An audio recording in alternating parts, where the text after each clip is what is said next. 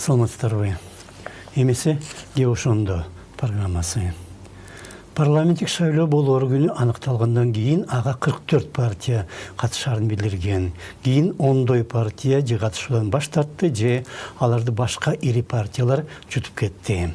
Намысын сактоо үчүн андай жутулган партиялар биз бир-эки чоң партия менен биргелешип аракеттенебиз дейт, бирок чындыгында алар тизмедеги 1-2 орун үчүн сатылат. Айрым жаңы партиялар ошондой максат менен эле түзүлөт. Алар өзүн-өзү даңазалап, ар башка бетачарларды уюштуруп, өз тарабына мүмкүн болушунча көбүрөөк шайлоочу тартууга аракеттенет жана ири партиялар кийин аларды ошол топтогон талапкерлердин санына жараша баалайт. Акыркы андай баш кошуулардын эң белгилүүлөрү Темир Сариевдин Адахан Мадумаровго жана Жанар Акаевдин Өмүрбек Текебаевге кошулганы.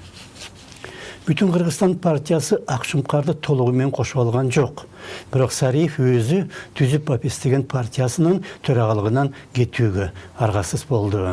Жанар Акаев болсо алгач Жаштар партиясын түптөөгө аракеттенген.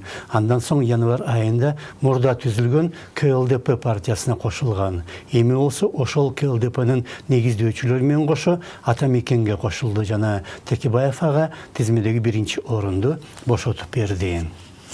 Улам жаңы саясий партия түзүү жана алардагы мүчөлүк менен соодалашуу кыргыз коому жана өздөрүн саясатчымын деп эсептеген адамдар саясий жактан канчалык жетили элек экенин көрсөтөт. Партия делген уюмдарга адамдар көз карашы же идеологиясы жакын болгондуктан эмес, эптеп жогорку кеңешке өтүп кетүү максаты менен гана биригет. Анткени Конституция боюнча шайлоого партиялар гана катыша алат. Коду студенттердин зачетче экзамен тапшырганындай. Экзамен студенттин билим деңгээли канчалык экенин аныктоо үчүн өткөрүлөт, бирок зачет экзамендер акчага сатылгандыктан студенттер баа алат, бирок билими жок бойдон калат.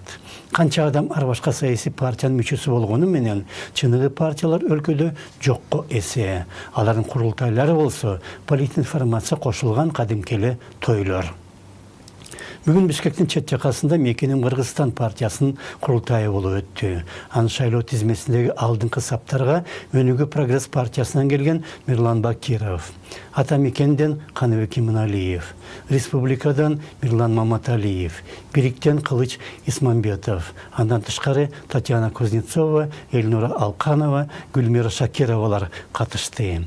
Алысыраак орундарда Искендер Матраимов, Акматбек Элдибеков, Ибрагим Жунусовдор бар.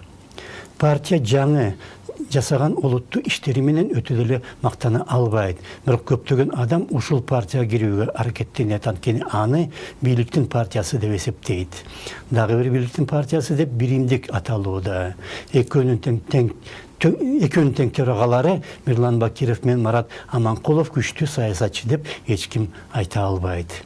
Мекеним Кыргызстандын бүгүнкү курултайында жаштардын атынан Эльнура Алканова чыгып сүйлөдү. Закончив университет, я пошла в журналистику. Сделала 3... Университетти бүткөндөн кийин мен журналист болуп, коррупция боюнча бир нече иликтөө жазадым. Бирок мурдагы бийлик такыр башка адамдарды жазалады. Менин жаш экениме карабай мага каршы кылмыш ишин ачышты. Азыр менин 9 айлык уулум бар. Мен азыр ушул балама эмне каалап, эмне жасасам, мекениме да ошондой кызмат кылгым келет. Я хочу делать для своей страны. Депутат болуп калса жаштар чындап жанын өрөп мекен үчүн иштейби, азырынча айтуу кыйын, бирок Мекеним Кыргызстандын артында Раим Матраимов турат деп айтылууда. Ал өзү шайлоого катышкан жок, бирок коомдун бир кыйла бөлүгү аны өлкөдөгү 1-чи коррупционер деп эсептейт. Анткени менен андай мокочу коррупционерлер Кыргызстанда көп эле. Анткени бирок либералдар Матраимовду гана тааныйт. Көпчүлүк партиялар тизмелериндеги 1-чи орундарды жаштарга берсе, Республика партиясынын тизмесиндеги орундардын көпчүлүгүн азыркы депутаттар сактап калыптыр. Реформа партиясы болсо өзүнүн интернет сайтында добуш берүү уюштуруп, Фейсбукта отургандар кимди көбүрөөк жактырарын аныктады. Партия лидерин артта калтырып, эң көп добушту Азиз Абакиров чогултуптур. Саясий партияларсыз биз жашай албай калдык окшойт. Ошондо саламаттыгыңыздар.